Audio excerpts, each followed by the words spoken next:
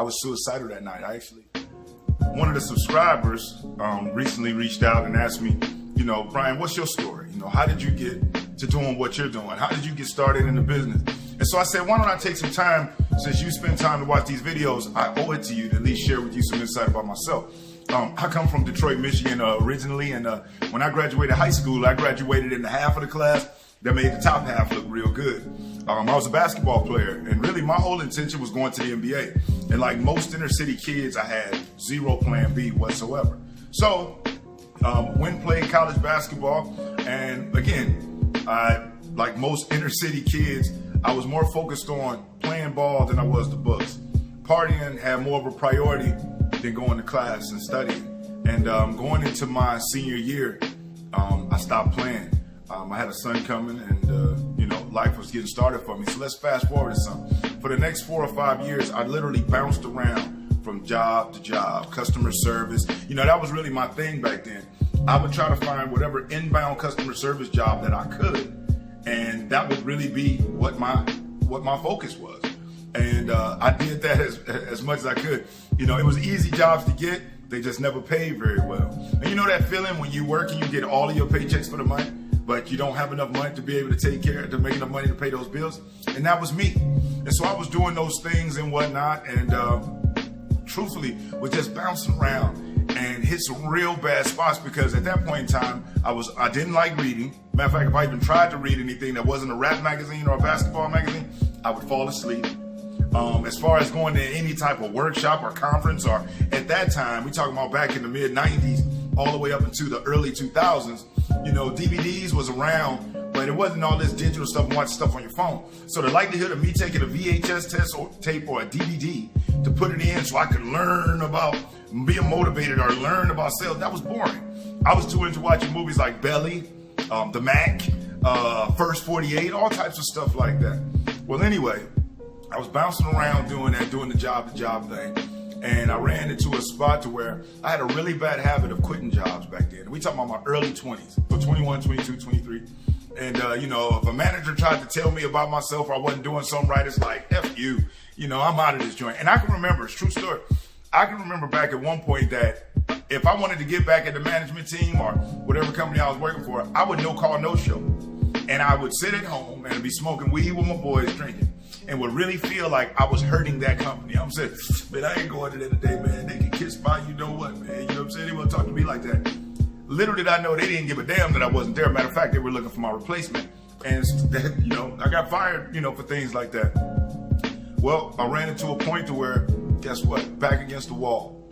Job jumping, quitting, and now bills have piled up. Behind on the rent, facing eviction. And that night that I found that out was probably one of the lowest points in my life, because here I was, supposed to be the leader of my family, supposed to be somebody that could take care of certain things, and I let it all fall by the wayside. And that night, I'll be honest with you, when I saw a notice of eviction on my door, I was suicidal that night. I actually, at about 2:30 in the morning, in a drunken state, stood with a pistol to my head, ready to blow my brains out. I was 24 years old. I really thought that, things had gotten to a point that I just couldn't repair it. And I still get emotional when I talk about that period, because mentally, here I am calling myself a man, but wasn't doing everything I could to provide for those around me. I wasn't being a man, I was being a little boy. But I was too filled with pride and ego to realize that at that time. Well, luckily I didn't harm myself that night, but over the next 2 days, we had to pack up and move out. And while doing that, how you moving things, you find little business cards, and I found one. And it was to a dealership, okay? It was actually Coggin Chevrolet in Jacksonville, Florida. And so I called and I interviewed, and you know what? They hired me. Now you would think after just coming off what I went through, job jumping, eviction, I get this opportunity that I'm just gonna go in there and I'm excited. Well, I was excited, but old habits died hard. I went in there doing the least I could get away with. As a matter of fact, I thought I knew what sales was. I thought sales was all about the gift of gab. Little did I realize just how far off I was. Sales isn't about the gift of gab, it's about the gift of listening. So, I'm in there with my high-strung self, 24 years old. I think I know everything, man. None of these old heads can tell me nothing. And I did what a lot of people do, is I gravitated to the most negative, lazy people in the dealership, not on purpose, Maybe it was just a subconscious thing. You know, they're standing around, we go talk about the game from the night before, you know, cracking up, tripping out. Matter of fact, a customer showing up could mess up our good conversation. We're going to pass that to somebody else, but still be complaining at the end of the month about us not, you know, being out of the draw, or about us not making any money for all the hours I was there. But yeah, when opportunities came, I was too into the conversation. Or I got drunk on a Friday, we had to be there on a Saturday, I'm hungover in the meeting and I'm going to find a truck to sleep in for an hour or two after the meeting instead of being prepared to go work. That was me. That was me. Luckily for me though, you know, just like, you know, I'm explaining, I share things with everybody on this platform. I met an older gentleman named Leon. And those that are in Jacksonville that know who Leon Frazier is know he's a legend. And he pulled my coattail. He actually put the first book in my hand that I had ever read.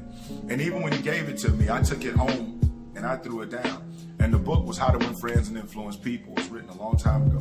But I started reading this book just to get him off of my, you know what, every day asking me, did I read it? Did I read it? And I started picking up certain things. Then I started reading Think and Grow Rich. And that book really just shocked me awake because it pointed out what failures are. And I realized, like, I was on my road to being a nothing, a failure, unknown, not making a staple or putting a stamp down anywhere. Another thing I picked up and I learned is that people go to college for a reason. They go to college to learn a skill or a trade, to be able to apply it and provide a service to the public that generates money for them. Well, guess what? There are no universities and things like that for how to be a successful salesperson. But there are people out there who have experienced tremendous success and that share those successes with people. Sometimes in a free forum, sometimes they would charge for it if it was really good. And I can remember there was a seminar in my city. It was $500 to go. And it was by a gentleman named Bud Labortz. And it was for automotive sales training. Bud Labortz supposed to be like the best trainer. This was back in 2003, right? So I didn't necessarily have it, but you know, at this point I've been reading them books and I knew those books alone were going to teach me how to have the right mental capacity and how to stay positive, but they did not give me the skill to be successful at what I was doing. Man, I took that money, I borrowed some from a couple of people, took some out of a check that was for a bill that I knew had to come up, but I invested in it. And it was the best thing I ever did because the 2-3 things that I picked up in there actually helped me make an additional $30,000 in my second year. And from that point, I started realizing that, you know, free information is good, but great information is never free. And I just started consuming as much information as I could. It was almost like I was paying for my education. Now let's fast forward it. From that first year, you know, I'm averaging 6-7 units a month. To my next year, you know, I'm on track to make my first 100,000. By my 6th year, at about 140,000. And at this point in the game over these years, you know, I've made that money many times over. I do travel around the U.S. I do get a chance to speak to crowds, sometimes 5,000 people, depending on if it's at a university or some type of major event, or if it's just at a dealership and I'm with 20, 30, 40 salespeople. You know, I get a chance to do something that I never ever envisioned for myself, which is, A, I never would have thought when I got in the automotive business that I'd be in it this long. 2, I never dreamed when I got into it that I would be as successful as I was and make as much money as I did. And number 3, man, the greatest gift of it all is getting the opportunity to help people like yourself, you know? And so now at this point, life is much better. I do enjoy things a lot more. And it's really more so about giving back and feeding people. But I just wanted to come in and really share a little bit about myself with you, because I'm always getting on talk about sales stuff, but very rarely do I get on just talking about me, okay? And speaking of sales stuff, if I told you that I would give you $100,000 if you gave me $40, would you do it? And if you're an intelligent person, you would say, yeah, not yeah, you'd say, hell yeah. But guess what? I have $100,000 worth of game that I'm sharing with you for literally pennies on the dollar. Only thing I ask you to do is to treat yourself, don't cheat yourself. Click that link in the description. Go check out some of these year-end awesome specials on the training materials. Don't keep bumping your head up against the wall if you don't have to. The definition of insanity is doing the same thing over and over again and expecting different results. And I'm sure you're not an insane person. So click that link in the description. Oh, and do me a favor. Every week, I'm going to be taking suggestions from for my subs. So post in the comment what topic you would like to see me speak on next. Other than that, I'm Brian Maxwell. Thanks for watching.